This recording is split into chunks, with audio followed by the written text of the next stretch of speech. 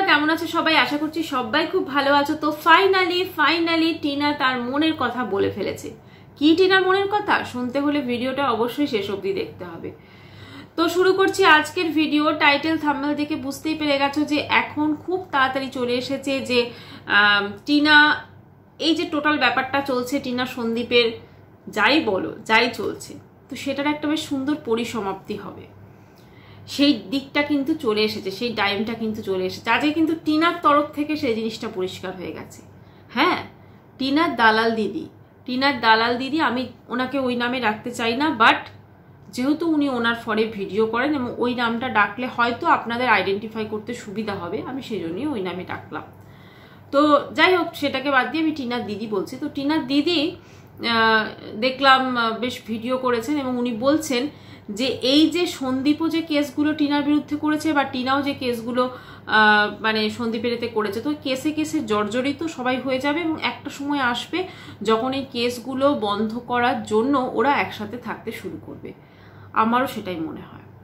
কারণ এই যে কেস করে দেওয়া, ধরুন আমি কারোর প্রতি রেগে আছি, আমি একটা মানহানি বা আমি একটা কোনো কেস করে দিলাম, কেসের কিন্তু কোনো শেষ হয় না। এগুলো কিন্তু মাসের পর মাস, বছরের পর বছর চলে এবং এগুলো কোনো মীমাংসা হয় না।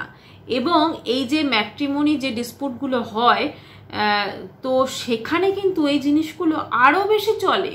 কারণ যিনি কোর্ট থাকেন, মানে যিনি জাজ থাকেন, তিনি কিন্তু সবসময় চান যে আজকে এরা ঝগড়া করছে, কালকে এরা একও হয়ে যেতে পারে।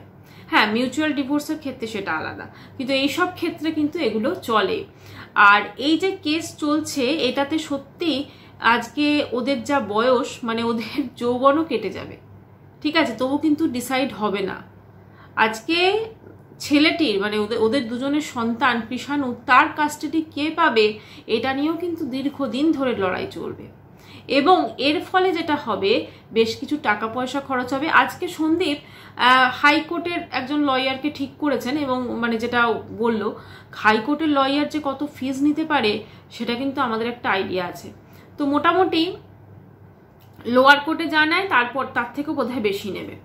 তো এক্ষেত্রে এই যে কে করলো, ওর কিন্তু প্রচুর টাকা পয়সা খরচ হচ্ছে। এদের তো একটা কেস নয়, এদের দুটো তিনটে বোধহয় কেস হয়েছে। এবার টিনা যাই কেস ও সন্দীপের বিরুদ্ধে করুক না কেন, টিনাকেও কিন্তু সেই ডেটে উকিলকে পয়সা দিতে হচ্ছে, টাকা দিতে, সবই মানে ফিস যেটুকু দেওয়ার, না দিলে তো উনি কেসটাকে অ্যাটেন্ডই করতে পারবেন না, তাই না?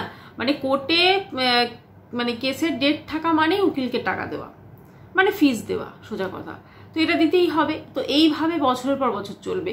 প্লাস তার সঙ্গে কি থাকবে, একটা হ্যারাসমেন্ট বলুন, মানসিকভাবে ভীষণ বিপর্যস্ত একটা, সবসময় একটা এই যে একটা ভয় থাকবে যে সন্দীপ ভাববে কৃষাণু যদি চলে যায় টিনার কাছে, আবার টিনা ভাববে যে কৃষাণুকে যদি আমি না পাই।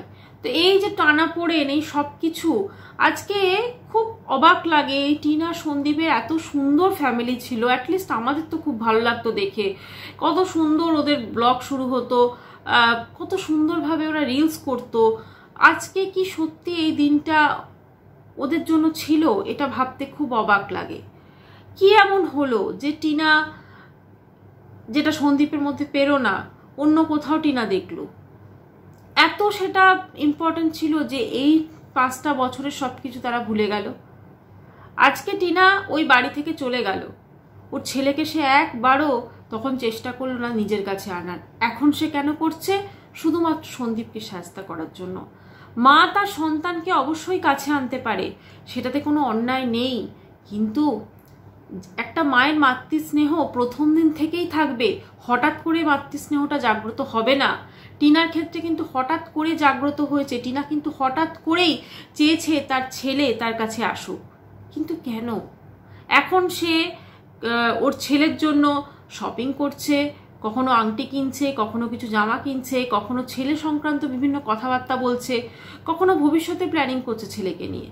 কিন্তু এই প্ল্যানিং, এই সব কিছু তখন ছিল না যখনও ওই ভ্যালেন্টাইন্স ডে সেলিব্রেশন করেছে বা এগুলো করেছে। আরেকটা জিনিস জানেন, আমি আপনাদের সঙ্গে শেয়ার করতে চাই, এইটা টিনার ভিডিওতে, টিনার ওই যে বন্ধুটি আছে সোনাই বলে, তো আমার না সেদিনকে সোনাইয়ের বোধহয় বাইকে বসে ও কোথাও একটা যাচ্ছিল, ওই ওরা কি গেম টেম হচ্ছে, তো বাচ্চাদের গেম টেম খেলাচ্ছে, তো তার গিফট আনতে যাচ্ছিল বোধহয়। তো সেইখানে যখন যাচ্ছিল মোটরসাইকেলের যে আওয়াজটা হচ্ছিল, এই আওয়াজটা ঠিক সেদিনও পেয়েছিলাম যেদিন টিনা বিয়ে বাড়ি গেছিল, এবং ওর সঙ্গে টিনা আমাদেরকে বোঝাতে চেয়েছিল যে ওর সঙ্গে ফোকলা আছে। সত্যি কি সেদিন টিনার সঙ্গে ফোকলা ছিল, মানে টিনার তৎকালীন বয়ফ্রেন্ড? আমার তো মনে হয় ছিল না, কারণ সেদিনও হয়তো সে সোনাইয়ের সঙ্গেই গেছিল এবং তাই ফটফটির ওই আওয়াজটা ছিল মোটরসাইকেলের। এটা আমার হঠাৎ মনে পড়লো, তাই মনে হলো যে আপনাদের সঙ্গে একটু শেয়ার করি। আসলে জানেন তো, আমাদের যতটুকু দেখানো হচ্ছে তার মধ্যে সত্যতা কতটুকু সেটা কিন্তু আমাদেরকে বিবেচনা করতে হবে। আজকে টিনা খালি বাচ্চার কথা বলছে, খালি যদি সত্যি টিনা ও সন্তানকে, দেখুন সন্তান তো অবশ্যই ভালোবাসে, কিন্তু সত্যিই যদি টিনার মধ্যে সেই পরিমাণ মাতৃস্নেহ থাকতো না, ও খেতে ঘুমোতে কিছু করতে পারতো না, ওর সন্তানটাকে ওর আগে দরকার হতো। অপরদিকে সন্দীপ যেভাবে মাঝে মাঝে টিনাকে আক্রমণ করছে ভাষার প্রয়োগে, সন্দীপের প্রতিটা ভিডিওতে মোটামুটি করে একটা করে কিছু একটা জিনিস থাকে কোর্ট সংক্রান্ত বিষয় বা টিনাকে বলা সংক্রান্ত বিষয়। প্রতিটা ভিডিওতে ম্যাক্সিমাম, মানে খুব কমই হবে যেখানে হয়তো এই জিনিসগুলো নেই। কাজেই এদের কি চলছে সেটা এরাই জানে। তবে আমার যেটা মনে হচ্ছে এবার কিন্তু এরা এক হবে এবং তার প্রস্তুতি হয়তো শুরু হয়ে গেছে। আচ্ছা, এবারে অনেকেই বলছেন যে টিনা তার ওই বাতকুল্লা থেকে তার কৃষাণুকে গিয়ে নিয়ে আসবে কোন সেবক দাদার ইয়েতে। তো আমার কথা হচ্ছে যে একটা মা যদি তার চায় সন্তানকে, সেদিনও নিতে পারতো, আজকেও নিতে পারেও, কেউ আটকাবে না বা কেউ বঞ্চিত করবে না। কিন্তু হঠাৎ করে তার এই মাতৃস্নেহটা জাগ্রত হয়েছে, তো সমস্যাটা এইখানেই হচ্ছে। আজকে টিনা, মানে কি বলবো, টিনার মধ্যে যে জিনিসটা ছিল, এখন আমরা টিনাকে যেটা দেখি সম্পূর্ণ আলাদা। আচ্ছা, অনেকেই বলছেন যে টিনার যে বাড়ি সেখানে লোডশেডিং হচ্ছে প্রচন্ড, যেটা খুব ন্যাচারাল, গ্রামের দিকে লোডশেডিং হয়, তো সেখানে গিয়ে কৃষাণু কি করে থাকবে, ওর কষ্ট হবে, উড়িয়ে হবে। আসলে এইগুলো কোনো এক্সকিউজ না, মানে এইটা যে ছোটোর থেকে ওর অভ্যেস হয় তাহলে কিন্তু ও সেখানে সার্ভাইভ করে নিতে পারবে, কিন্তু অভ্যেসটা দরকার হওয়া ছোটোর থেকে। তবে একটা জিনিস তো ঠিক যে আজকে কৃষাণু তার বাতকুল্লার বাড়িতে যেভাবে দাদু ঠাকুমা বা ওর বাবার সাথে থাকছে, যেভাবে যে হাসি খুশিভাবে থাকছে, সেই হাসি খুশিটা ভাবে কি ও টিনার ওখানেও থাকতে পারবে কি না সেটা দেখতে হবে। কারণ টিনার বাড়িতে মানে এতদিন যে ওই নাতিটাকে ওরা দেখেনি, ওদের মধ্যেও কোনো রকম কোনো কিছু দেখি না। আপনি কোথায় দেখেছেন বলুন তো আপনারা যে এরকম একটা সিচুয়েশনে, ধরুন কারোর মেয়ে এরকম ভাবে তার সন্তানকে চাইছে বা এর ধরে মেয়ের লাইফে এরকম ঘটেছে, তার বাবা মা এই পথ যদি না শেষ হয় বলে বাইকে করে ঘুরে বেড়ায়, এটা কি কেউ কল্পনা করতে পারে? কিন্তু এরা পারে। কাজে এরা এটা যে নাটক করছে না তারও কোনো গ্যারেন্টি নেই। আবার তো নাটক বলা যাবে না, কারণ এখানে কেস ইনক্লুড হয়ে গেছে। কিন্তু আজকে যেটুকু জিনিস আছে, মানে তিল হয়তো আছে, সেটাকে পুরো তাল করে দেওয়া হচ্ছে। একটা ছোট্ট হয়তো বিন্দু তিল আছে, সেটাকে তাল করে দেওয়া হচ্ছে ওদের বিভিন্ন রকম কার্যকরিতা দেখাতে। মানে এদের ব্যাপারটা হচ্ছে এরা এই একটা কেচ্ছাকে কোথায় চাপা দেবে তা না আরো বেশি করে মানুষজনকে দেখাচ্ছে যে দেখো দেখো, এইখানে আমাদের কেচ্ছা, ওইখানে আমাদের কেচ্ছা। এদের লজ্জা শরম বলে কিছু নেই। আমার খুব জানতে ইচ্ছে করে এদের লজ্জা শরম হায়া বলে কিছু আছে? যদি থাকতো তাহলে ওপেনলি আজকে টিনা যেটা করেছে করতে পারতো না, বা সন্দীপও ওপেনলি এসে তার বউয়ের পরকিয়া বা হ্যান ত্যান এই কথাগুলো বলতে পারতো না।